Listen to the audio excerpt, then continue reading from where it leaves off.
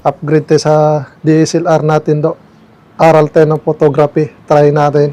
May nabili akong lens doon sa second-hand store sa halagang 300 NT lang. Ito yung Tamron na 70mm to 210mm.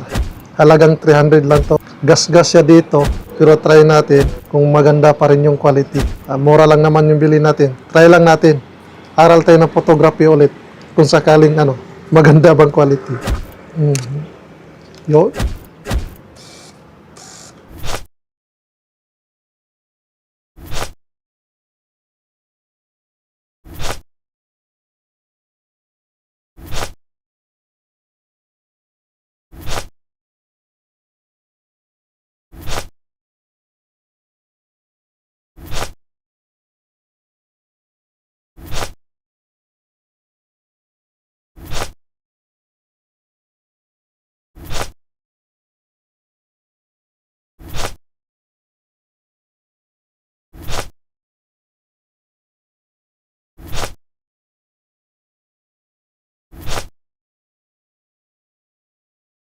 Yun mga daw, nasampulan natin yung binili natin na lens.